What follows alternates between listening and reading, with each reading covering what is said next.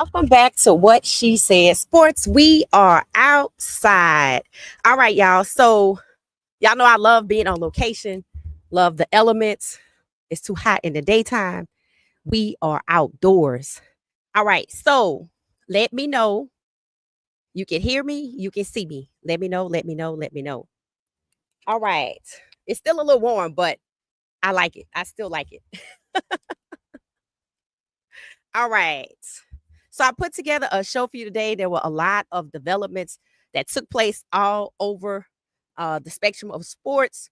So tonight we're focusing on football, college, Colorado, Coach Prime, fall football trash talking by a Georgia Tech account on X. And we're talking about, of course, the Cleveland Browns, but we're talking about the pro buffs as well. The Colorado Buffs and the pros, in particular the NFL tonight. We are about 12 days away, 2 weeks away from the preseason games, and our guys have made strides. Not a surprise, not a surprise, not a surprise. Let's see here. Hey, how you doing? How you doing? How you doing? All right, so thumbs up if you can see me and you can hear me. Okay, awesome. Nope, I see it. 22 got us. 22 got us. All right, thank you, thank you, thank you. Thank you, thank you, thank you. Okay, so first and foremost, I want to get in here my NASCAR minutes. Shout out to Bubba Wallace. Okay, so y'all know I told y'all I was auditioning a new sport because football is trifling at times. College football, NFL football can be hard to deal with because of the discriminatory practices, right? We talked about it. And I started familiarizing myself with NASCAR drivers, Raj Caruth, LeVar Scott, Bubba Wallace. Last week, we talked about Angel Reese being featured on the car that Bubba Wallace drove for the Chicago street race. And it was exciting. I told you I might share a snippet of it. Well, so today I'm trying to watch WNBA basketball, but Angel Reese wasn't playing, so no need to watch. And I saw NASCAR. So I clicked on it. Bubba Wallace. There were 3 laps out of 160 laps left. He was about to run out of gas. They had 2 overtimes, and he won. First time a black driver has won the Brickyard 400 in Indianapolis, which is a coveted, prestigious race. First time a black driver ever on the one time I sit down and intentionally watch a race. So shout out to Bubba Wallace and 23XI Racing, Michael Jordan, NASCAR team. Awesome. I'll have a trivia question. Well, I'm going to just throw it out there and let's see if anybody gets the answer. What NFL player also had a NASCAR team? Drop the name in the comments if you know what NFL player also had a NASCAR team. So that's my NASCAR minute. Thank y'all for letting me do that. I told y'all I wanted to do that. What you see on the screen is Bubba Wallace doing their victory spin. I saw Roger Caruth first do it. I didn't understand it when he did it. And then I had y'all go look up stuff. And I looked it up and I said, oh, this is like their victory lap. But they do victory spins, victory burnouts. And it's just kind of like really exciting because, you know, all of the smoke, the tires, and that's just their way of celebrating. So this was a very historic win. And what it does is it puts him in the playoffs. So I have more NASCAR to watch. So if y'all enjoy NASCAR a little bit, this has been my NASCAR minute. Thank y'all so much for allowing me to do that. Okay, so we're now moving on to Travis Hunter. All right, so Travis Hunter, Pro Buffs. This is our Pro Buff segment. Travis Hunter is playing on both sides of the ball in training camp. Well, he played over 30 snaps on offense, over 30 snaps on defense.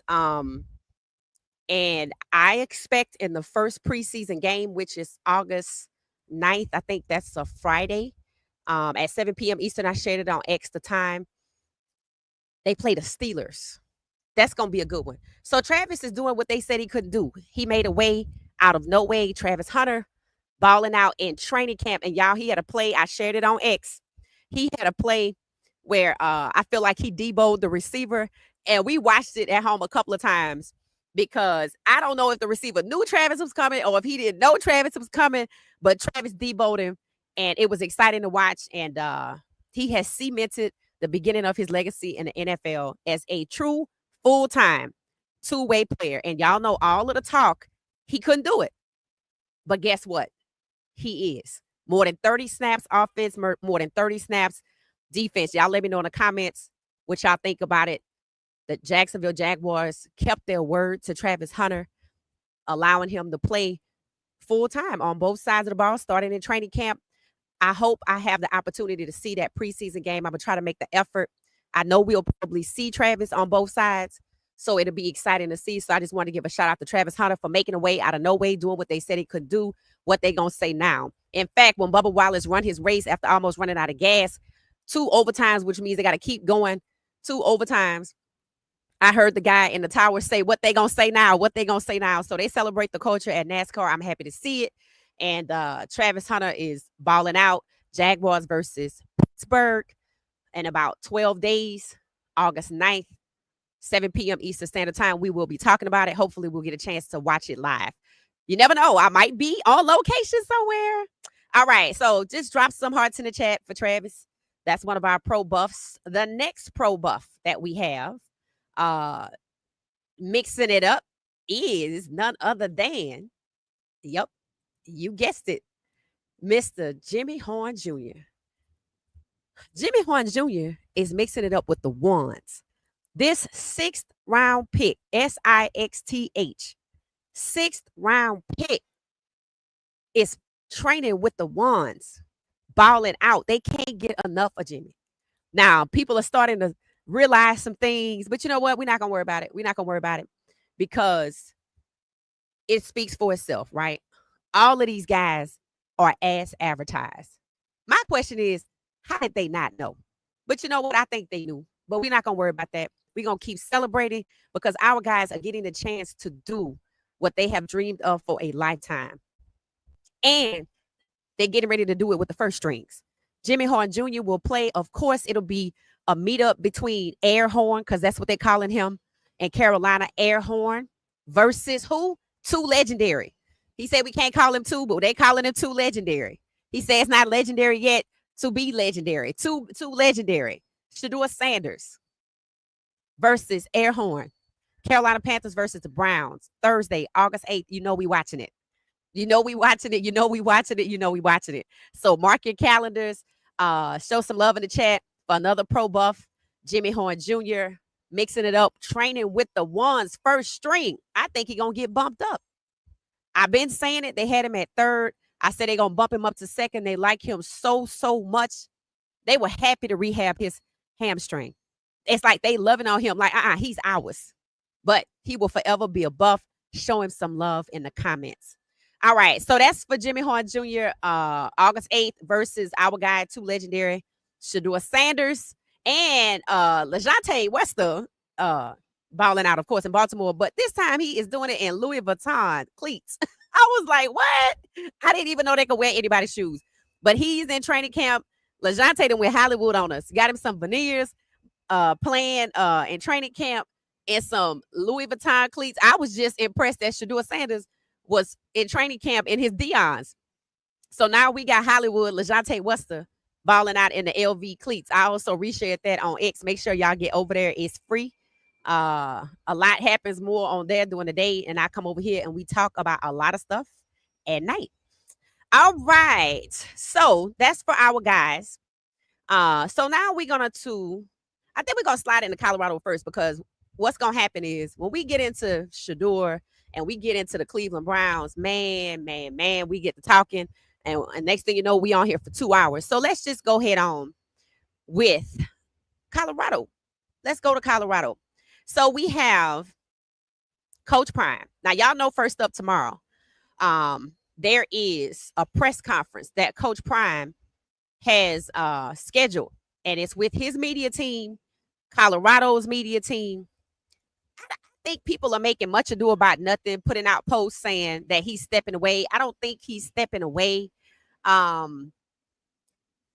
think he just wants to reassure people that he's good. He might have to have a procedure, but he's not leaving Colorado. We see Coach Prime filming commercials. So I think he's reassuring everybody that he's good. I think this is his way of letting people know he was going through something that was serious, right? And and and I don't know if the doctors are probably going to reassure us, right? Because that's why they're there with their medical expertise. And maybe players need to know. Players thinking of coming to Colorado, maybe they need to know Coach Prime is going to be there. So I don't think it's he stepping away. I think they're reassuring us and they're sharing with us what people have been wondering, what really happened with Coach Prime, that he had to be away for so long. People say he missed recruiting activities. He missed all of his camps. A lot of that was what? Contractual obligations. So for him to be gone away that long, because it even had me thinking, I know Coach Prime has never been away from CU this long. It lets you know how serious it was. And I think that's what the doctors are going to be on hand for, just to kind of maybe explain some things to us, reassure us that he's going to be there. And if he has to be away for a procedure, that, he'll be back. But I don't think he's stepping away from the university. I'd be shocked if they said that. Warren Moon is back today. Not Warren Moon. Warren Sapp is back today. He posted he's back at CU. We talked about Marshall Faulk yesterday, so I'm sure all the coaches are beginning to make their way back, right? And fall camp. Everybody want to see in fall camp. Do y'all have any expectations for anybody in particular, for any unit in particular? I think the QBs are set. I think we know exactly who the QBs are. I don't feel like it's a competition. I think we're going to end up playing two players, and that might be a good thing because Georgia Tech think they know what we're going to do. We're getting ready to talk about that. So any expectations for, not for the team, but like, is there any, like the secondary unit? Y'all have any thoughts about any particular unit, what you want to see this year? I know everybody want to see the running back game. I agree with that. I want to see a solid run game. I want to see a solid run game. I want to see solid protection for the QBs. I think we're going to get it. Defense, I want the defense to be aggressive every game. I want the defense to be aggressive. I heard the trenches have been beefed up, right? So that takes me into Colorado, right? That takes me into Georgia Tech. All right. So on X, there's an account called Georgia Tech Coverage. It doesn't have a lot of followers, but it got a lot of engagement from some CU fans. They basically said we're going to lose like 40-20 or something like that.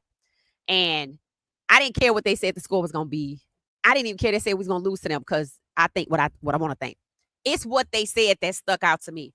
All we have to do, first of all, they said CU lost all of their weapons. They lost Travis. They lost Shedeur. They lost Wester. They lost Jimmy Horn. I was like, we reloaded, boo.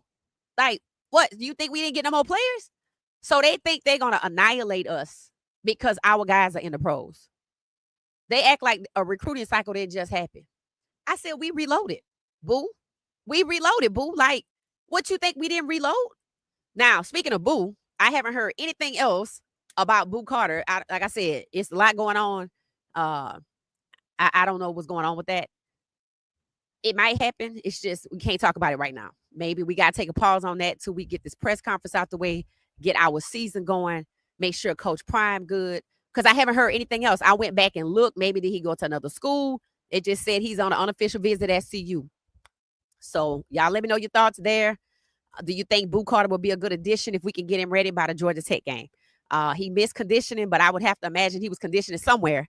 And we talked about if it's a culture fit, would he be a good addition for the Georgia Tech game? So Georgia Tech seems to think that because all of our guys left and went to the pros, we don't have no more players. So they're going to annihilate us 40 to like 20 something. And then check this out. Then what they said was, all we have to do is stop Kaden Salter's legs. I said, all you have to do is stop Kaden Salter's legs. That's what you think? All you have to do? So Georgia Tech think they got us licked. They think that if they just stop Kaden Salter on his run, that they got us locked. They said their quarterback is better than ours. Their defense is better than ours. Their secondary is better than ours. Their receivers are better than ours. I'm like, and a lot of people were like talking like this person don't have a lot of followers, but you know what? People were letting them know what they think. And I was like, I mean, I guess it's kind of simple-minded to think that we didn't get no more players. I'm like, you say all you got to do is stop Kaden Salter. How you know you don't have to stop Juju too? Right? How you know you don't have to stop Juju? Like, how do you know who you got to stop? So they think they got us numbered. They think they know uh we don't have another squad put together. We don't have no trenches. Our trenches have been upgraded. Let me upgrade you. Our trenches got upgraded. Just like Beyonce said, let me upgrade you. Our trenches got upgraded. Why don't people think that CU reloaded is bonkers to me? Maybe they think players didn't come to CU.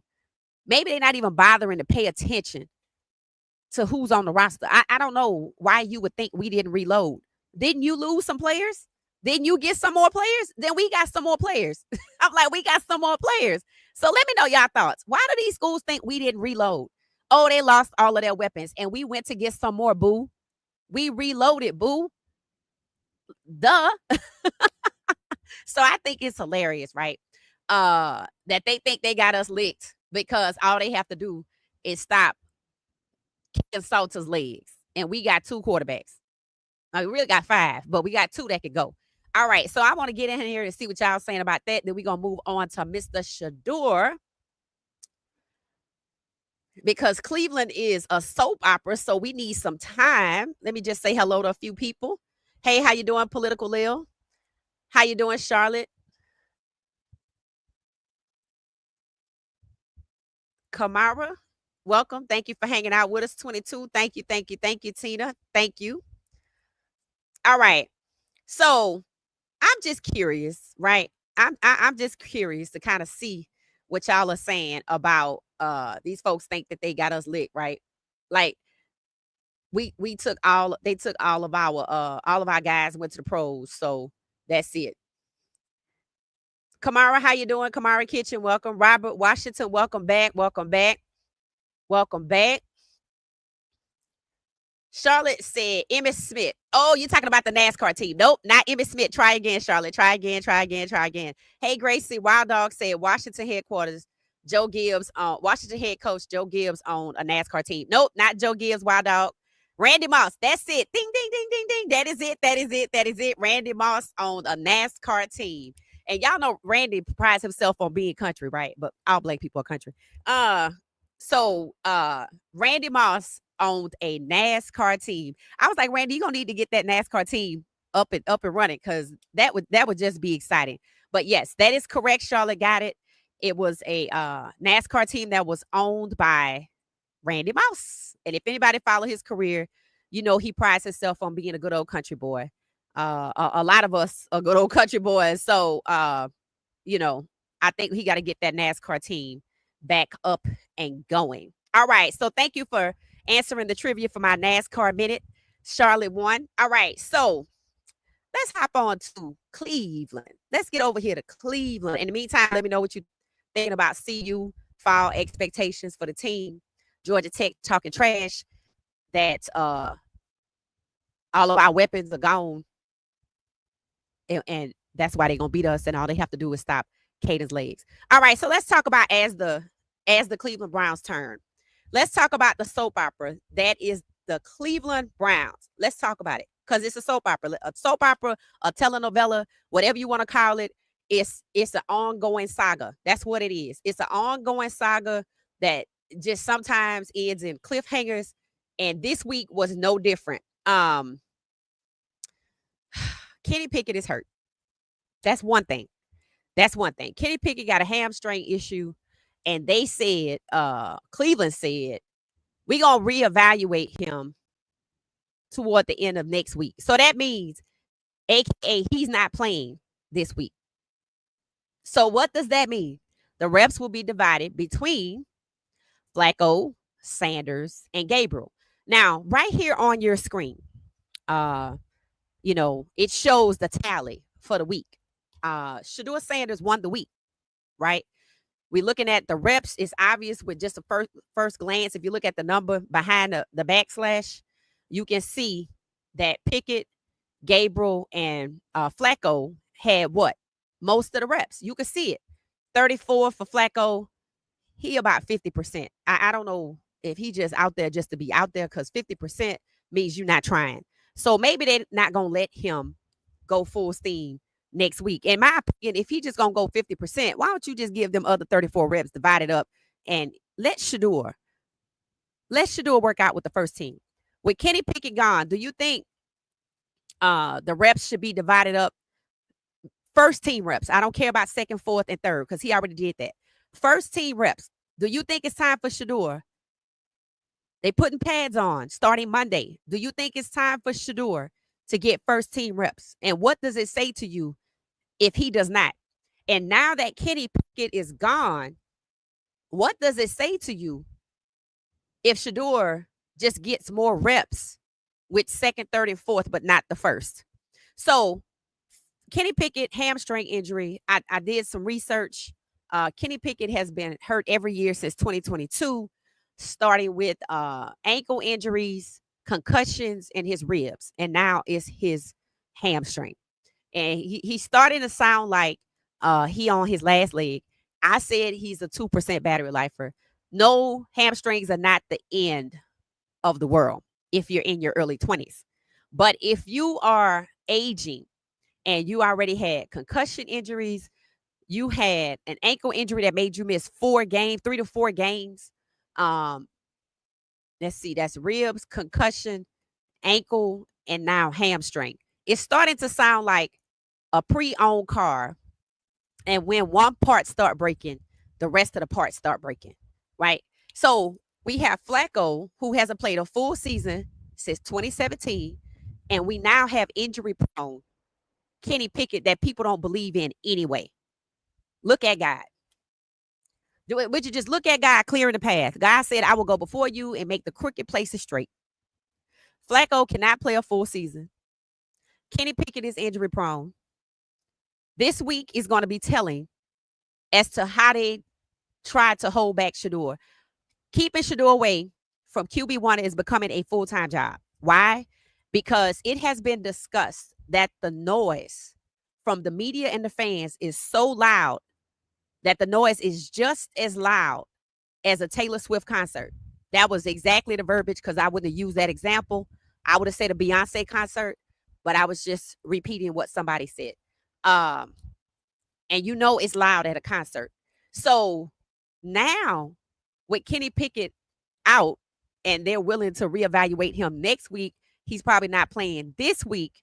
We get to see what it's going to look like when we have a quarterback that's part-time and a first-year starter that they trying to bury on the depth chart, give the least amount of reps to, and it's better than everybody else.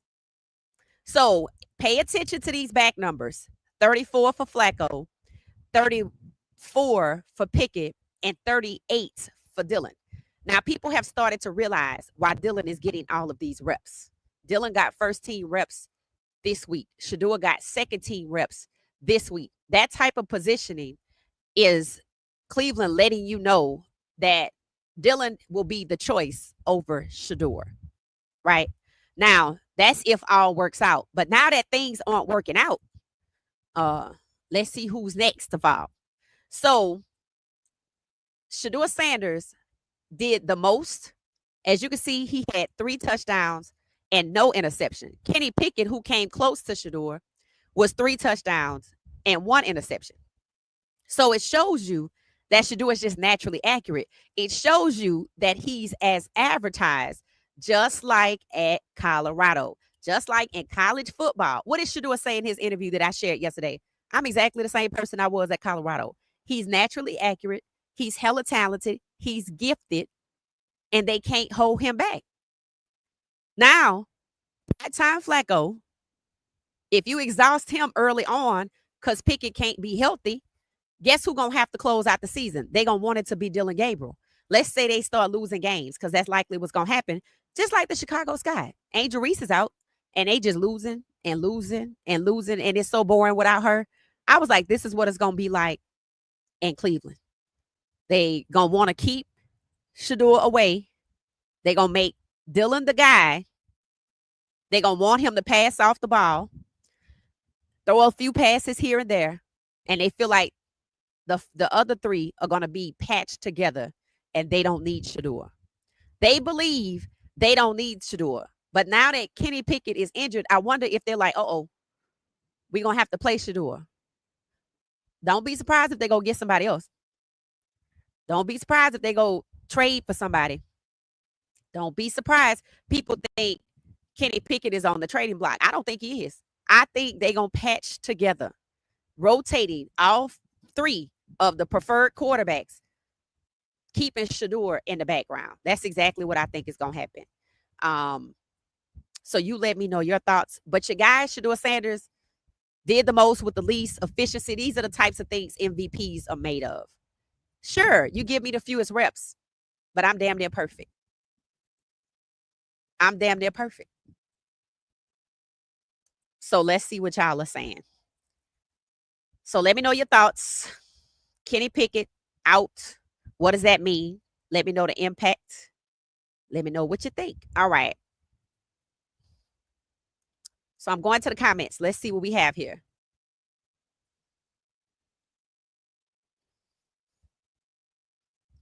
Coach has already had the procedure. Bucky said he's going to release the film. Okay. So I wonder what he had. So they just going to tell us about it tomorrow on Reverend Nelson. They going to tell us tomorrow, BJ? Let me know. I saw that, Peter. It looks sad. It said Troy Aikman owns a NASCAR team. Oh, wow. Okay. Troy Aikman got one too. That's nice. Okay. Okay. Birds with the drama and clickbait. Bucky just dropped the video about Coach Prime. Okay, I'm going to have to check that out. Doctors are going to address medical questions without rights violations. Okay. So he already had a procedure. Okay. We'll have to check that out. So that's what we're going to see tomorrow so Bucky dropped the video because he did say we were going to talk about what happened. So they're going to, I guess, answer some questions tomorrow or whatever. Okay. All right. Some folks were hoping that CP was leaving with Shedeur to the NFL. I don't know if they watched the draft or not. I think that may happen, but it's not going to be right now. Coach Prime not going nowhere. Juju. Should I say it again? Juju, Jordan Seaton. No, not going anywhere. Not with those guys on the ground. Once they're gone, I can see it. Kenny Pickett is injured. Yes, he is injured. Kenny Pickett had a hamstring injury, Tina. He is injured. They will reevaluate him late next week, which means they really don't want him to play. That's all it is. Yes, he's injured. And if they're going to reevaluate it late next week, that means he's not working out next week. And when I searched information on this QB competition, hell, AI said it was really just between Dylan and Shedeur, and AI seems to be right. And to be honest with you, do you really want Kenny Pickett out there throwing interceptions and he's supposed to be your go-to? Kenny is supposed to start. Flacco hasn't played a full season, so he's not technically the starter. He might open the season, but a starter is the person, the QB1 that plays the majority of games. 23, 24, they rotated 5 and 4 QBs respectively. I believe they were looking for stability with Kenny Pickett and Flacco. They thought it was going to be Flacco, but I think Flacco let them know, look, I'm probably your part-time solution. So they think they're going to start with Pickett. Then they're going to close with Flacco. And to relieve the pressure, they're going to intertwine Dylan Gabriel. So Dylan is going to be their go-to, coming off the bench, Shedeur, if they need him. That's pretty much it. Hey, Jackie, how you doing? Hit the like button for me, please. Yep, let's get to, I think I'm at about 4,100. So we walking to 10,000. Thank y'all so much. Thank you so much. Thank you so much. Amber said, I'm wondering if Kenny's injury is real, if it's an act that has become a soap opera. Well, I will say this.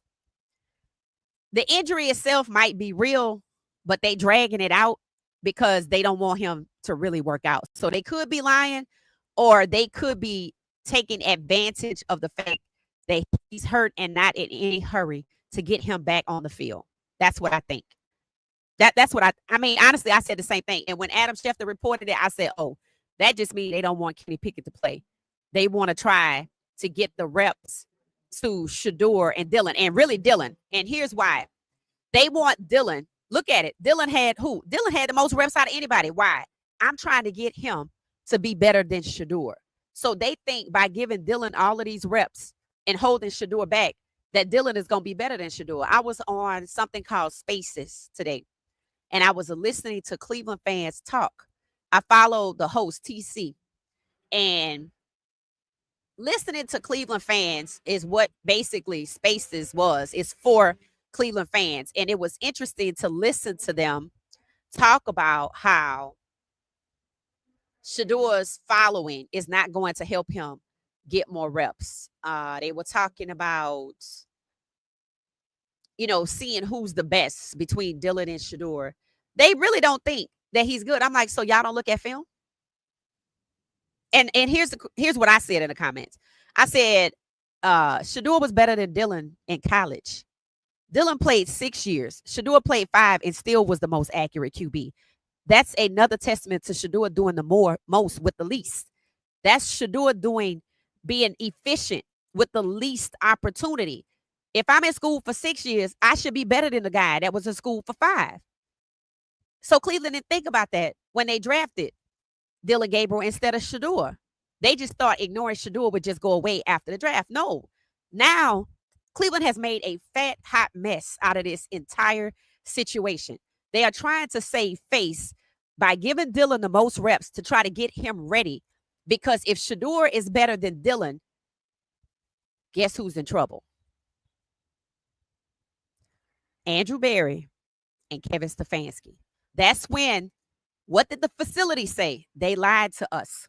That's when the questions, even with the facility gone, the questions right now are loud. Why isn't Shedeur getting first team reps? I promise you. I want them, go ahead on and put Dylan Gabriel out there. Because, see, we know what happened already. They think Shedeur's following is because we like Shedeur. This is Cleveland fans. They don't think we're following his career because he's good. They think we're just following his career and we're demanding. They said we're demanding that he starts, but hasn't been proven the best. What the hell were you watching in OTA session 1, 2, and 3 and mandatory minicamp? See, these people don't want to admit Shedeur is the best quarterback they have, but they don't want him. Just like the Denver Broncos didn't want Marlon Briscoe in 1968. It's the same thing. You're good, but I don't want you. So I got to keep proving it over and over and over and over and over. And when we can't see, yesterday I told y'all they're going to start nitpicking. It already started. Charlotte sent me an article. Again, I reshared it on X. It was a person who took the opportunity to analyze all of the press conferences from Kevin Stefanski, Andrew Berry, and the quarterback coach. And basically what he came up with is the narrative that the quarterback coach, who people said, no, Coach Prime, and it shows you it doesn't matter. The quarterback coach has a negative slant. He's talking about Shedeur as a famous person, but not as a quarterback. So it's like they're getting Dylan ready to play ball while they're just talking about Shedeur's celebrity. They don't expect much from him. That is the craziest thing from people who pre-draft with him extensively. What that means is, and Charlotte, thank you for the article. I responded to the email. Thank you. What that means is they're not taking Shedeur seriously. In fact, I read another article by an outlet that I told y'all I call Old School Digital Media that basically said that an ESPN analyst or an analyst from another channel basically said all Shedeur got to worry about is making a team because it's not certain that he's going to make the roster, that he could be cut before the season starts. I told y'all that. I told y'all. And if you listen to Shedeur's interview that I shared yesterday, he said, he's grateful for everything because you could get another job tomorrow. You could not be here. When he said that, my eyebrow went up. He's not worried because I think he know, if not now, by the next 2026 draft, he's either draft capital for the 2026 draft and he's on his way out. This is one season. He'll be like Baker Mayfield and go on and succeed. People are starting to talk about Baker Mayfield again and how much they really liked him. I'm like, well, then look at the fact that he's not there anymore. Somebody brought up the fact that Bill Belichick was there. And he went on to the Patriots to be great. People just don't get the opportunity to be great in Cleveland because they are a bunch of screw-ups. They don't have a winning strategy. Being out there in that heat should be enough for you to want to get it right so you can go inside. But that's not it. What they talked about in Spaces, a real conversation about Kevin Stefanski. They were holding each other accountable, and they were being honest in saying, if you say that Kevin Stefanski should be fired, it's like you're saying Tom Brady wasn't a good quarterback. They were like, what is it that this guy is untouchable? I said, because he's the owner's choice. He's doing the owner's bidding. The owner's bidding is what is being done on the field. See, the owners are hiding behind. The NFL is hiding behind the owners. The owners are hiding behind the teams. The GM's hiding behind the coach. And that's why people are saying Kevin Stefanski's job is on the line. I'm like, no, it's not. I'm like, because 2024 was abysmal, and he got a new contract in 2024. Andrew Berry, too. They do exactly what the owner wants. Andrew Berry basically gets the players for pennies on a dollar. I wonder if I look at the players' contracts, if I can guess which players he cheats the most. He undervalues the players to benefit the team, but it doesn't work. It benefits the team financially. It keeps their payroll low for the players, but it doesn't help to win. That's what Andrew Berry does. Makes the owner smile. Oh, you got Jerry Jeudy for this few pennies. Oh, he's not that good. You got Shedeur for only $4 million. Keep him away from QB1. That's Stefanski's job. The owners hide behind a management council. The owners hide behind their GMs. They hide behind, and the GMs hide behind the coach. Dylan has so many reps because they're thinking, as if we didn't just watch these guys play in college. They're thinking if we give him the reps, if we let him play preseason, he'll be better than Shedeur. Shedeur has natural DNA and talent that makes him the best. Some people say the LeBron of the NFL. They think if they have Dylan out there with the most reps, he'll be better than Shedeur. So you think drafting Dylan was going to make somebody think he was better than Shedeur. You think because Dylan is number 3 that he's better than the guy who should have been number 2 overall. You think because Dylan went in the 3rd round and you give him the ball enough times and reps that he's somehow going to be better than the best quarterback in college. Dylan was there for 6 years and wasn't the best quarterback in college. And I got news for you. The older you get, the younger players are going to surpass you. I'm pretty sure Shedeur is younger than Dylan. I could be wrong. They said he just turned 23. Dylan was in college for 6 years and was supposed to go in the draft last year. Came out this year and didn't get no better. He was going to be an undrafted free agent or a 7th round. So they knew they weren't getting a good quarterback. That's why they got 2 running backs. But now that they got Shedeur, I got to try to make Dylan better than Shedeur. Good luck with that shit. Good luck with that shit, because that ain't going to happen. That means you're underestimating just how good Shedeur is. And throwing the damn ball it's more to being a quarterback than throwing the damn ball. If that was the case, he would have won the damn Johnny Unitas Award. Did he? Did he win the Arch Manning Award? I think Cam won that. So you want a guy who didn't win any awards in college, who was there longer than Cam and Shedeur. You want that guy to beat out these guys who are superior in talent, who did more than he did in less time. That's what you want. So I want y'all to understand, that's why Dylan is getting all of the reps. So with Kenny Pickett out, let's see what they're going to do. Because Shedeur should now be working out with the ones. The message that Cleveland should get is you have a part-time QB in Flacco. You have an injury-prone QB in Kenny Pickett, who's not good anyway. I'm going to suggest you get Shedeur ready because he already better than Dylan. But see, coming out and saying we want a quarterback next year is essentially saying we don't care if we lose. We don't care if we lose. So let's see if they can withstand the pressure. Because see, right now, it's a full-time job for Stefanski. It's a full-time job for Stefanski to try to hold back Shedeur. Look at all the variables God keep putting his way. It's funny. You see how karma works? They keep putting obstacles in Shedeur's way. God is putting obstacles in their way. Oh, you want to hold back Shedeur? Well, let me just move Kenny Pickett out the way. Now what you going to do? You're going to appear racist at some point. That's what you're trying not to appear. That's what you're trying not to appear. But so many people are talking about this. It is becoming obvious. 17-32.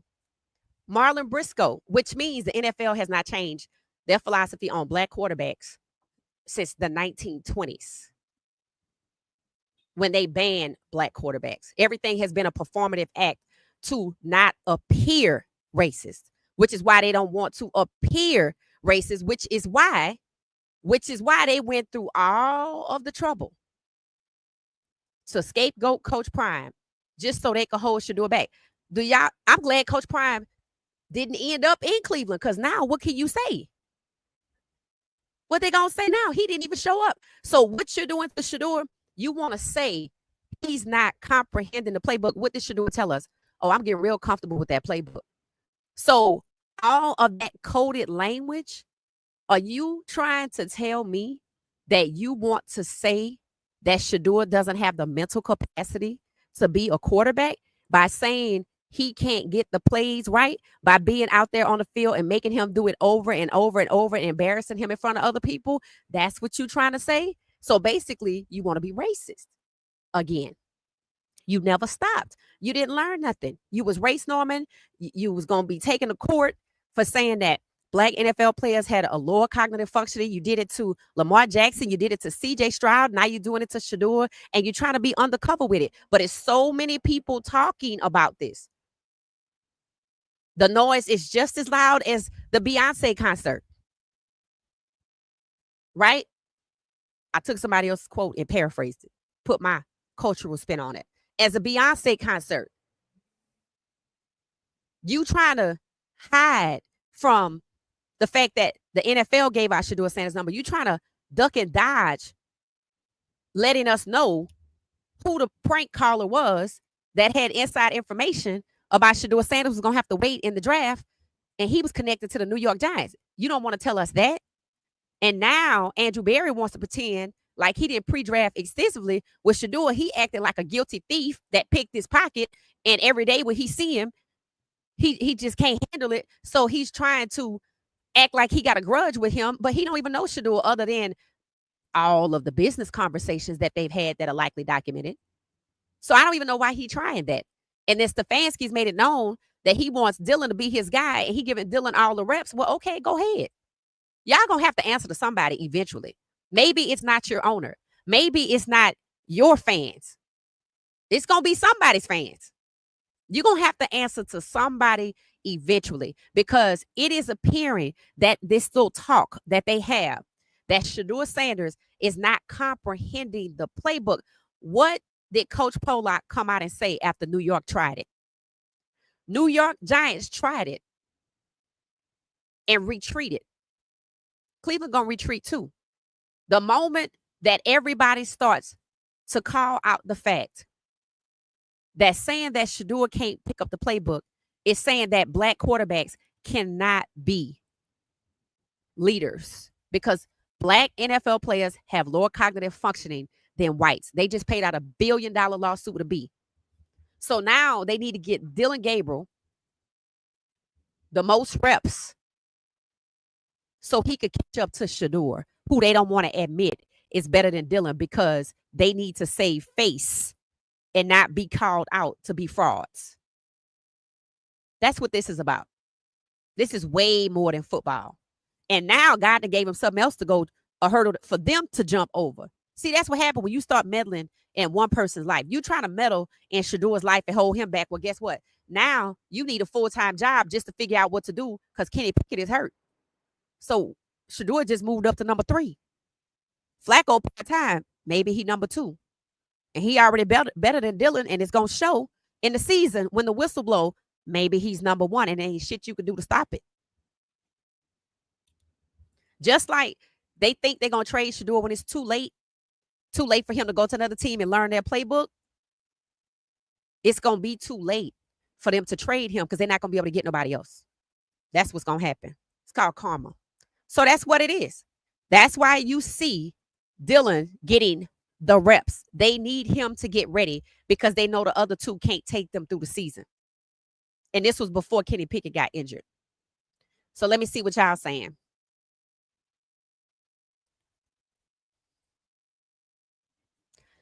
Thank you, thank you, thank you. I'm looking Jamaican. That's cute. Thank you. Jay Fleazy. Yep.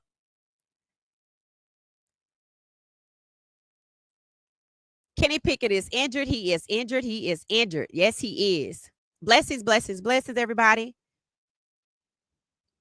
Let them think we are soft. They have no tape on us. Advantage CU. Yeah, talking about Georgia Tech. Yeah. That's facts, though. That's facts. Boo Carter going back to Tennessee. His father posted it today. Okay, well, what does that tell y'all? And what does that tell y'all? There you go. I guess whatever happened, it didn't work out. So thank you for the update on that. I appreciate it. So the Boo Carter to Colorado has ended. So we keeping who we got. We keeping who we have. We keeping who we have. So Coach Prime probably thought about it. And you know, and I want these kids to learn. I want when they make these decisions, I want the people, the parents, y'all out there, y'all listen. When these kids are playing, they have specialty skills. They are two-way players, right? Their coaches need to not one be able to develop them, but their coaches have to be willing to let them exercise those special skills and play on both sides of the ball. And it seems like Tennessee didn't want Boo Carter to do that. They said it, but they were going slow with the process. And he wanted to come back to see you. He had visited us twice before. And unfortunately, it just may have been too late. So we moving on to we getting ready for Georgia Tech. We know that, right? So thank you for the update on Boo Carter.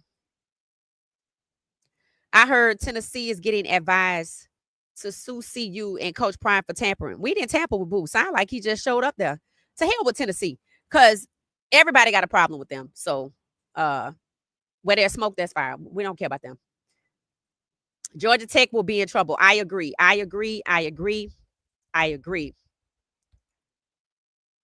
Salter has had a 1,000-yard rushing season, right? And you know what's so funny too? Kaden Salter actually and truly is expected, just projected to be the number one rushing touchdown in the Big 12. I'm like, and all they say they got to do is stop his legs. I'm like, well, I'm sure other teams have tried. I'm sure other teams have tried. What you think, you the first team to try to stop his legs? Come on now. And actually, you don't even know who you're gonna see on the field because I'm not 100% certain that I think Juju gonna play. Well, the worst whooping I ever got was the one I didn't see coming. Georgia Tech gonna feel the same way. Facts. And you know what people been telling them? People been telling them. People been telling Georgia Tech, just get ready for that altitude because that's gonna be a whole challenge by itself. I'm like, that's true because that's why I haven't been there. I'm like, I'm scared of the altitude. I'm like, I'm gonna get there. I'm gonna get there. I'm gonna get there.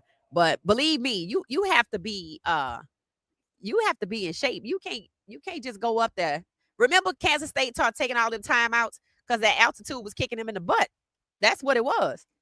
They kept acting like they were hurt on the field. That altitude wasn't playing. Mike Watson, I love your channel. You're really good at what you do. Thank you. The history of the game and all. Yes, thank you. I appreciate the kind words. Thank you so much. How is it tampering when Boo decided to visit CU? Ain't nobody worried about Tennessee. Tennessee got beef with everybody. I think Tennessee mad because they can't rest on their laurels. I don't even know what it was, but these players have options. They have options. So it said, well, they couldn't draft the receivers early in the draft, not the guy who threw the ball to them. It said, well, they couldn't draft the receivers early in the draft, but not the guy who threw the ball to them. That's what people said. Shedeur got 5 receivers, and he has 5 receivers in the NFL. In this class alone, 4. And I think Will Shepherd gonna be good up there. I pray. Tampering will be hard to prove. Right. Sound like to me, from what his mom said, all they got to do is use what she said on social media, that they were threatening her son and saying he couldn't come back to Tennessee. And I was like, are we talking the state or the school? Either way, saying this about him, saying things about him. There was some issue with another player. So again, Tennessee is just like Oscar the Grouch. Just move on. Matter of fact, we don't even want nobody from there. I'm like, we don't even want to have no dealings with them. I'm like, because why is everybody up leaving Tennessee? Don't want to go there. They had a quarterback recruit. He didn't want to go there. Just crazy. It said, I've got Salter as QB1 and running back 1. You know what, though? You know what? You know what? I think that could happen. I think Kate, that might be why we weren't worried about nobody else, because we had Kaden. I watched his highlights. If you have not watched Kaden Salter's highlight, wow, dog, that's hilarious. If you have not watched Kaden Salter's highlights that ESPN put out about a week and a half ago, they had 66,000 views. The last time I checked, which was about a week ago, go check it out. They are good. It lets you know what you're in store for. They already undervalue Kaden. To say that he's the top 15 QB, but he's the number 1 rushing QB. And okay. But that's what they do to dual threat quarterbacks. They devalue them. It's not new. It's not new at all. I wish Kenny Pickett a speedy recovery. That said, won't he do it? That's what I said. I was like, won't he do it? I'm like, these people gonna learn. Y'all not fighting Shedeur. I just want you to know. Shedeur said it a long time ago. Juju reposted it, put the amen up. It's spiritual warfare going on. That's what it is. That's what it is. And see, they letting Satan, the devil, whatever you want to call it, use their lives for toilet paper. So they just gonna have to learn, because they were meddling in Shedeur's lives, and now they finna catch it. It said Tech is not going to roll up to Colorado and find something. Tech is going to roll up to Colorado and find something very different than what they think. Then that altitude is going to finish. Right. You got to be ready to play in Boulder. You got to be ready to play in Boulder. Like, that's for real. That's crazy. That's crazy.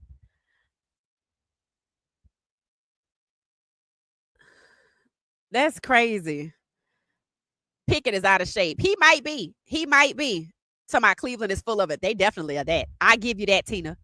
Pickett feelings hurt because the reporters been wearing him out. I think they didn't want him to practice next week.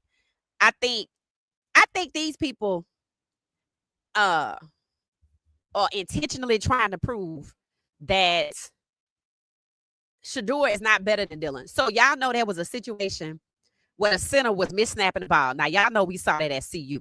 So when you heard Shedeur say in his conference, if you look me in my eye and you told me you're doing your best, then I'm gonna have to believe you. Facts, right? You could be lying to me, but if you say you did your best, then I'm gonna believe you. So they stayed late.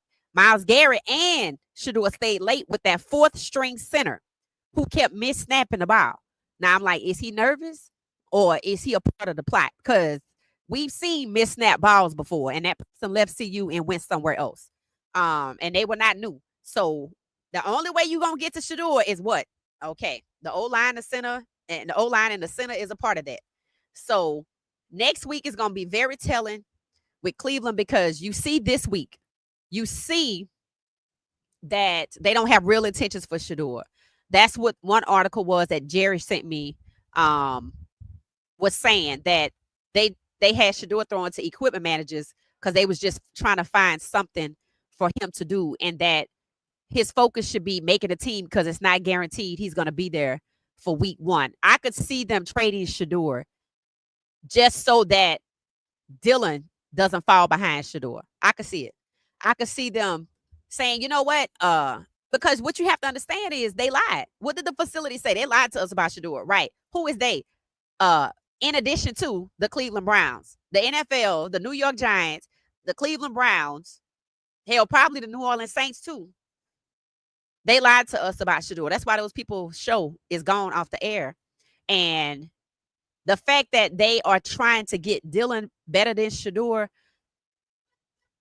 I think desperate people do desperate things. I think that's what I told Jerry. I said, look out, because desperate people do desperate things. We already have a 4-string snapper who can't get the snap right. But now Shedeur moved on to the tools, throwing the ball to a touchdown to Deontay, number 16, who is a 1st-string wide receiver. I don't give a damn what team he on. He is a 1st-string wide receiver. He is a 1st-string wide receiver on the depth chart. So I hate to tell them the only way to keep Shedeur from looking better than Dylan is to trade him. And I think they desperate enough. They so concerned about the perception. Well, why did you pass up on Shedeur 5 times and get Dylan if Shedeur is better? They don't want to answer those questions. Andrew Berry trying to hold a grudge against Shedeur because he know his behavior is fraudulent. He knows that his behavior is fraudulent. He knows he pre-drafted him extensively. Stefanski too, which means they both know Shedeur is better. So all of that running around and saying he a 4th-string QB, they so desperate they would cut Shedeur. If Dylan is not better than Shedeur, they will eliminate Shedeur from that team. Send him somewhere else. Too late to learn the playbook. We'll see you next year. Yep. He probably was going to be draft capital, but he probably going to get cut because Dylan not better than Shedeur. Dylan was in college for 6 years and was not better than Shedeur. Dylan has 38 reps. Shedeur has 31. Shedeur is still better than Dylan. Better accuracy, better completion, better more touchdowns. He's better than Shedeur is better than Dylan from college to the pros. So I want to see how desperate they going to be. And if cutting Shedeur is the only thing they can think of so they don't get asked why is this happening? Why did you pass up on Shedeur when you was already pre-drafted with him? That's actually setting Shedeur free. So I'm going to go for it. We just might not see him this season because he's going to have to go somewhere else and start over. But then injuries happen, right? Because these 2% battery life was a dropping like flies. That was my first thought when I heard Kenny Pickett was injured. I said, oh, here go another one. These 2% battery life is dropping like flies. Dropping like flies. Dropping like it's hot. I'm like, so get well, Kenny. You know, we want you to be well. Let me see what you're going to do with these reps now. Let me see what you're going to do. Won't he do it? Because I want you to know he'll do it. It's being done. It's being done. These people can't keep up with guys. They trying, though. They trying. Bless their little hearts. Bless their little salty hearts. Let's see here. It said, so yeah, the reporters don't even want to see him no more. I was thinking, I said, okay, so they have seen enough from Kenny Pickett. They don't even want to see him no more. That's really what it is. That's what it is. And they need him, people to buy into him being the starter. So if I keep him out there and Shedeur look better than him, then damn it, what I'm going to do? So I'm going to make the fight between Shedeur and Dylan, just like AI said. Just like AI said. Well, the competition is really between Dylan and Shedeur, the rookies. I mean, it is, right? Some people like, well, they know who Flacco is. They know who Kenny Pickett is. I'm like, then why they had them out there? They could have warmed up in regular practice. Let's get on with this fake competition. Whenever I use the word competition as it relates to the quarterback competition in Cleveland, I use quotes because it's fake. Said Shedeur Sanders was true to form, highest passing percentage. Yep, he won. He won week 1. So he won OTAs, session 1, 2, 3, mandatory camp, training camp week 1. And now it's like, okay, let's see what happens during pads. I'm like, ooh, they put it on pads. Come on now. They wear pads. They been wearing pads. So that people was like, oh, okay. So they putting on pads this week. He probably not going to be good this week. He was good with pads on at Colorado. And he took some hellified hits. They need to go back and look at that Kansas game. They need to look at the UCLA game. They need to look at the Baylor game, the Nebraska game. Shall I go on and on and on? They want to knock him for those sacks. But what one reporter said after that UCLA game, we hate to see him get sacked like this. But he's definitely proved he's tough. And that he is. But I don't want to see him sacked like that. So get him out there with the ones. Because let me tell you what's going to happen. If they don't put Shedeur out there with the ones before we go to preseason, and they put him out there game 1, and he hasn't gotten used to the speed and the quickness of the ones, and he gets sacked, that's negligence. And I'm going to call it all day. Because you held him back intentionally. And now with Kenny Pickett out the way, you have no excuse to divide up those reps to help develop Shedeur with the ones so he can get used to the feel of the ones. He might not need it, but he should have it.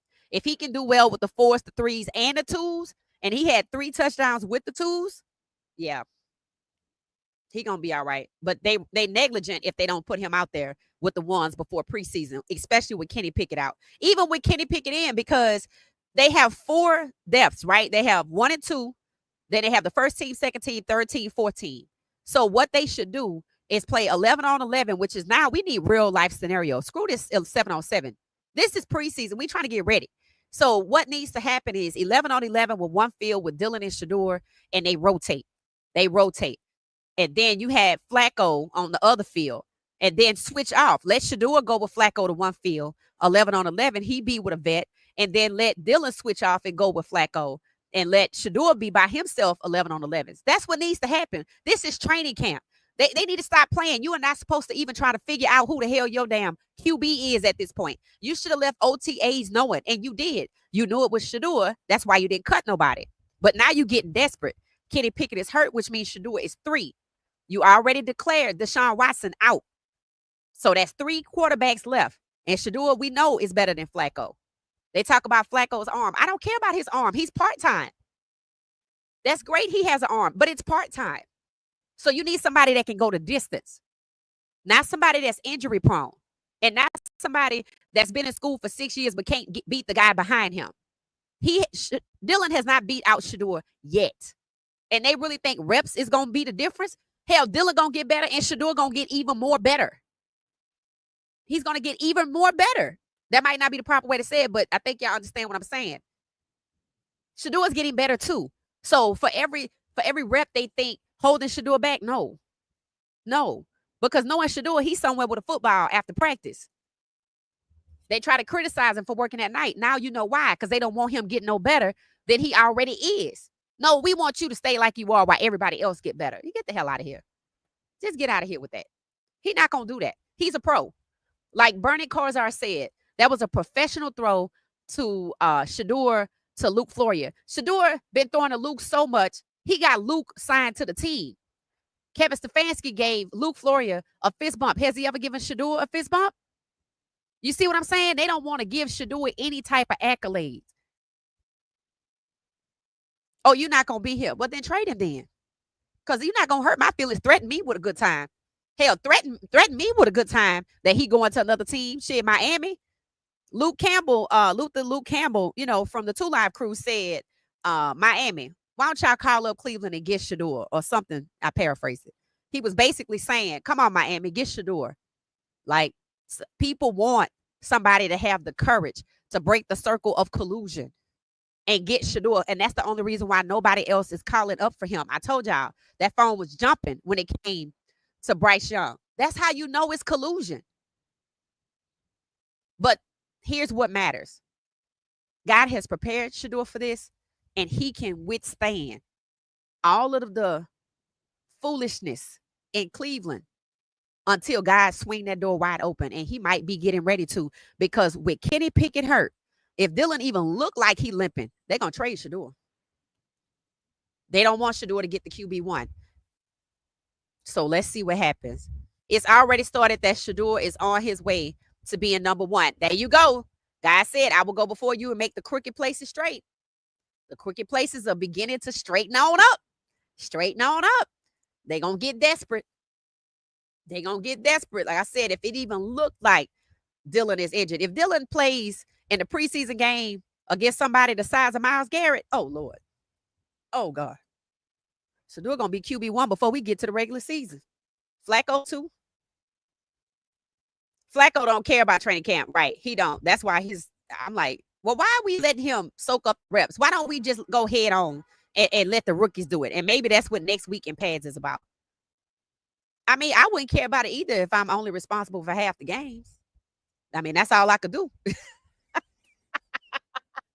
talking about he good for 8 or 9 games. I'm like, how many games did he play in Baltimore?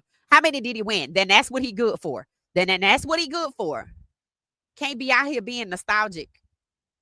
Yes, let him get on his grind fitness. Yes. Cleveland fans are not blowing up the radio station demanding Shedeur get first team reps. I have no respect for them. No, they said we're doing it.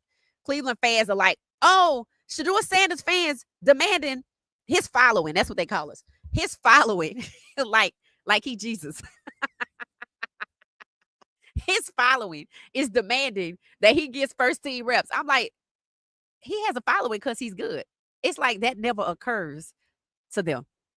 I'm like, do y'all watch film? Y'all just like to talk. 2% battery life is every time you say it, because that's what it is. That's what it is. 2% battery life is dropping like flies. That's what it is. That's just what it is. That's exactly what it is. We counted. Somebody put it in the comments earlier. They heard me say that they stacking these black quarterbacks on the same team. And I told you black quarterbacks are not the majority. Matter of fact, they're only 25%. But the NFL has managed to stack them up, QB1 and QB2, and sometimes QB3 on the same team. Come to find out, Atlanta got 2 black quarterbacks. Somebody named Emery is in the fourth spot on the team. Kirk Cousins is second, and somebody else is third.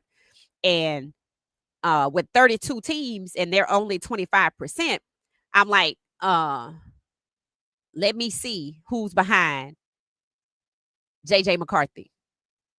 Right? Let me see who's behind it, because we counted. There's 32 teams.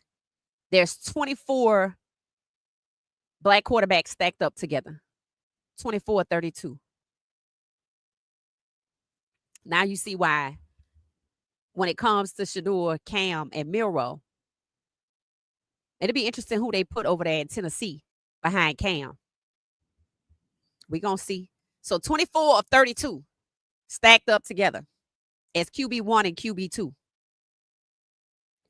So that means the white QB is becoming a minority as starter. That's exactly what it is. And they trying to figure out how to reverse it through next year's draft and going forward without looking what?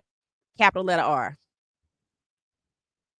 So they just holding Shedeur back. Has nothing to do with Coach Prime. Everything happening in Cleveland has nothing to do with Coach Prime, and neither did the draft.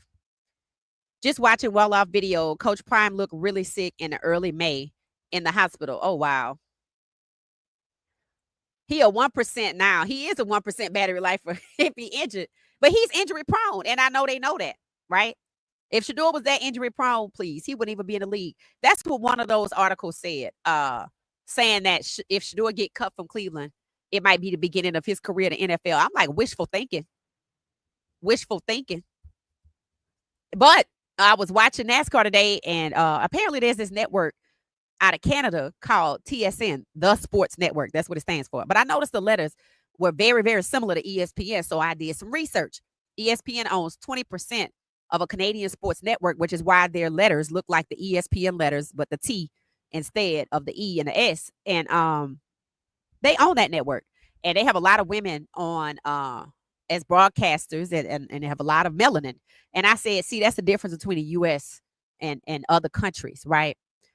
We don't have the same issues. So they were actually talking about the Canadian team. I said, well, Shedeur might end up over there. We going where he go, right? But it was like, no, he going to be right there. He going to be right there. But I might, peek at a game or two. But I kind of like the freshness of listening to broadcasters talk about the sporting event and not all the personal bias that comes with American sports, especially the money makers, majority black sports, football, for sure, and basketball. So if you see it, it's called TSN. Oh, thank you, thank you, thank you. Somebody just supported the channel too. I thank you so much. Oh, that's Clara. Welcome, welcome, welcome, welcome, welcome. Shedeur is going to be QB1, and I do not give a damn what they are saying. I need Clara to be up there in Cleveland.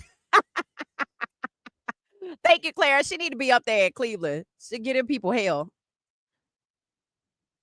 She would give them hell. Thank you, Clara. I appreciate the support. Thank you so much. So that's where we are, guys. Jimmy Horn Jr. working out with the ones. Travis Hunter, Jacksonville living up to their words. Shiloh, his coach, speaking well about him. LeJontay working out in his Louis Vuitton cleats. We know Will Shepherd has landed in Green Bay. I'll try to see if I could to keep tabs on him. I just haven't seen anything. I've been looking. He need to get his social media going, but I guess he's trying to get his job together first, and I'm not mad at that. So we'll keep up with him through the preseason games. We have Zay Weaver over there in Arizona, so we need to keep an eye on him too. And don't forget, BJ Green is also in Jacksonville with Cameron Silver-Craig. So we want to make sure all these guys make the roster. So like I said, the rest of our guys are doing well. And it's just one guy in particular, the quarterback, who they trying to hold back. But God has clearly intervened. So we're going to see what happens this week. Kenny Pickett is out. If y'all hit any trade rumors, let me know. You never know. It wouldn't surprise me if they try to go get somebody else. But they could get desperate. Like I said, let Gabriel start limping around there. Flacco start limping. They could get desperate and trade Shedeur, and I would not be mad at that. Even if it means he got to go somewhere else and start over. He's capable. It's not his first time playing football for any sort of kind of league on any level, so he can do it. But it might be better for him to be out of Cleveland than it is to play for Cleveland, who seems to be trying to disrupt his greatness, trying to disrupt his progress by nitpicking with him on the field, having negative slants, talking about him as a person and his character, and not how skilled he is as a quarterback, which is exactly the opposite. So when we heard that welcome call, we listened to the welcome call for Dylan. We listened to the welcome call for Shedeur, and the tone was obviously different, welcoming for Dylan. And Shedeur was not just come on here, do some work, this, that, and the other. They are the same. The tone is the same in the interviews. The tone is the same on the field. Fist bumping Luke Florio, who Shedeur making look good, but I'm finding something for Shedeur to do as if he's not worth developing. Then trade him. Then trade him. And that's why people are starting to return their jerseys, because they see that Cleveland is not serious about Shedeur. And what's going to happen is you have, I think, 90 days. If he gets traded, you have 90 days to get a new jersey. I think that's how that works. But you might, if you bought a jersey, go double check how it works if he get traded. But that's why people are getting their money back for this jersey, waiting to see where he goes. If they're going to be serious about him, they're going to buy that jersey. So there's options out here, but people see that Cleveland is not serious. And the snap fluffle thing, to me, is just a sign that one of them going to be on the take. So it might be better for Shedeur to get the hell out of Cleveland rather than worried about, just stay ready. Just stay ready and get the hell on to the next spot, because you're not safe there. They're going to either let you get hurt, they're going to hurt you, they're going to try to mess up your mental again. They're not going to stop because they're stuck on stupid. So I don't want y'all feelings hurt if you hear that he got traded. That's probably the best thing. All right. And I think he knows that too. So he's proven that he's the best and they don't want him. We don't give a damn about their consequences if our guy has moved on to another team. We going with him. And they can go back to irrelevancy. That might be where they want to live at. They might like it there. So that might be what it is.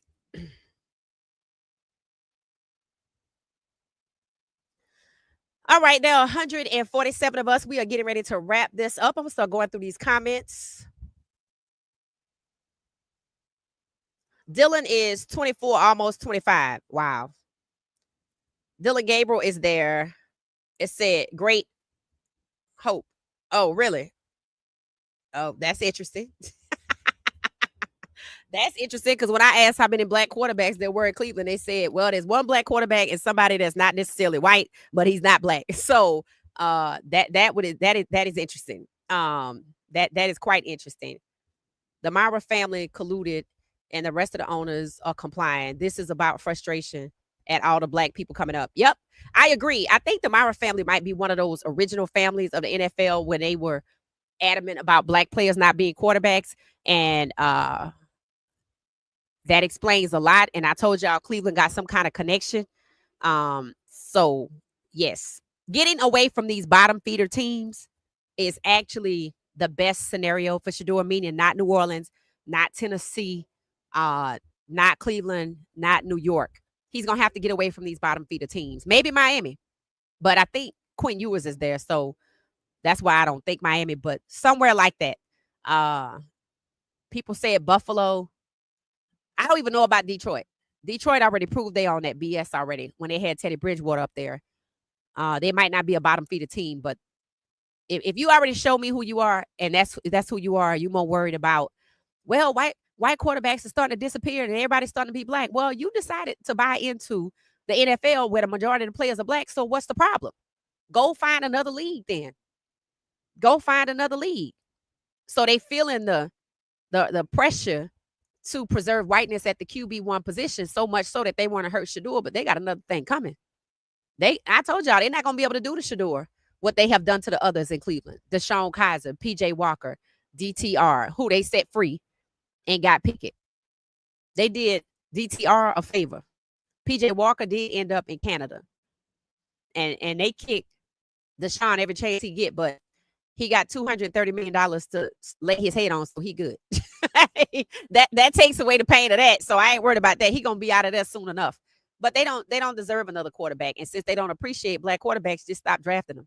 There are other teams who appreciate black quarterbacks. Washington is one. So they might stack Shedeur on another team with another black quarterback. So look and see where the black quarterbacks are. And if the QB2 not black, then that's probably where Shedeur gonna end up.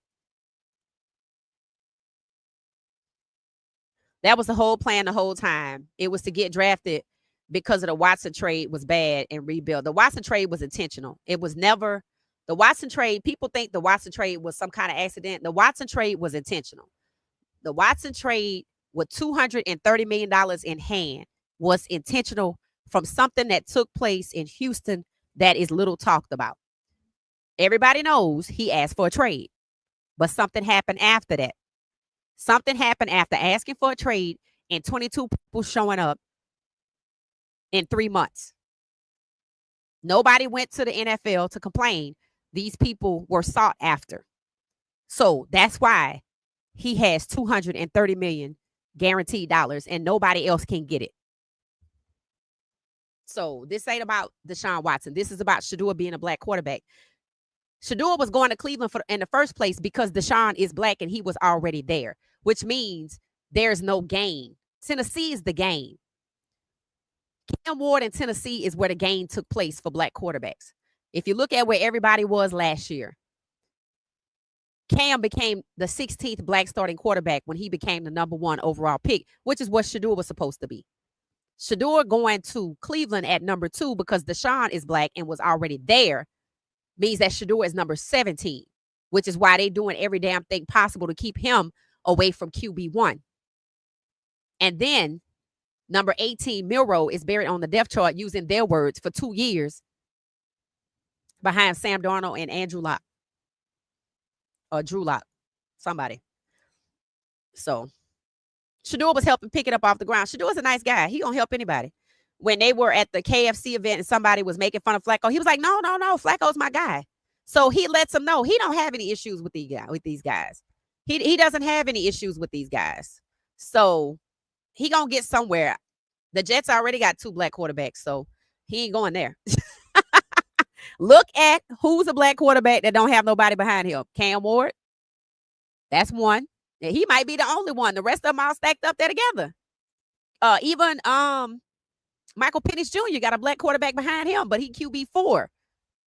That's still 2. So go look at a black quarterback, a team with a black quarterback that has no other black quarterback behind him. Go look. That's where he gonna end up. They're not putting him behind J.J. McCarthy. They're not gonna put him behind Josh Allen. Nope. Matt Stafford. Nope. Jared Goff. Nope. He already got a black quarterback behind him, but they don't believe in him. He's played 68 yards in 2 years. So that's what it's gonna have to be, or they're gonna have to keep him. See, it's very strategic. They can't just move him anywhere because it upsets the balance of 17 to 32. 17 to 32 is the priority. That's why nobody else can get Shedeur in the draft. He wasn't on the board when they drafted him. How do you draft somebody that's not on the board? So Cleveland was handpicked for Shedeur. So they might not have the ability to trade him until they get to the next draft as draft capital, when they can manage the balance of 17 of 32 by who's coming in and who's going out. See, you can't do it right now. Everybody's set. Everybody's set. So the later it gets, it's going to be harder to move Shedeur if 17 of 32 is still the priority, and it likely is. When I saw Geno Smith, that's who don't have a black quarterback behind him. Somebody said Shedeur was going to end up in Vegas. Geno Smith is in Vegas. Shedeur could end up there. Cam Ward is in Tennessee. He probably not going to go there because Cam is a rookie. Vegas, he got Cam Miller, but it could happen. It could happen. So that's what you have to do. You have to look at the musical chairs that they play. You have to know 17 to 32 is the goal. Then you have to see that they're stacking black quarterbacks 2 by 2 on all of these teams. Currently, 24 out of 32 are stacked together. So you have to look and see who is solo in the QB1 spot, and that's where they're going to put Shedeur in the QB2 spot. And if that can't happen, he's going to stay right there in Cleveland. And Cleveland going to get further and further exposed because God has already shown up. All right, y'all, we're going to get out of here. This was excellent. This was excellent. Thank y'all so much. We'll be back tomorrow throughout the day. Turn your notifications on because during the day, we'll just pop up, right? Because we have our 10:35 tomorrow night where we check in, but there's no telling what's going to happen with the days of our lives is in the Cleveland Browns, or what does it say? As the Cleveland Browns turn, a soap opera. It's no telling. There's no telling. Breaking news can come at any moment now. So we'll definitely be watching because they'll have pads on tomorrow. I'll be watching. I'll probably hear about Coach Prime's press conference if I don't go watch it. I'm going to watch Bucky's video before that based on what y'all told me. I want to see how things are going to go with CU's first fall practice.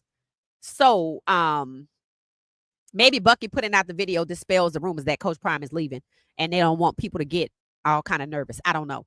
But I'll probably take a look at that before the press conference tomorrow and check in on Will Shepherd and Zay Weaver.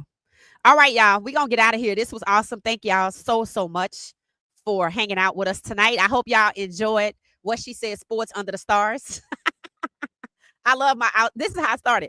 I love my, I think it was last college football season.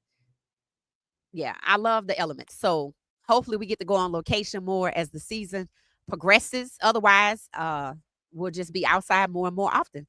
All right, y'all. So thank y'all so much for hanging out with us tonight. Thanks for watching What She Said Sports. We'll be back tomorrow.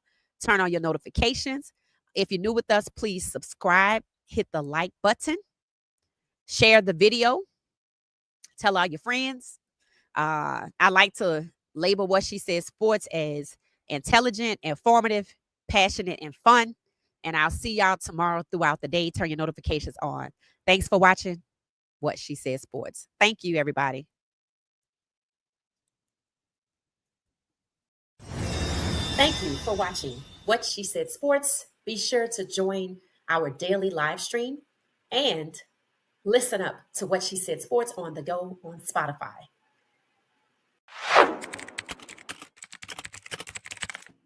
Thank you for watching What She Said Sports. Stay for another video.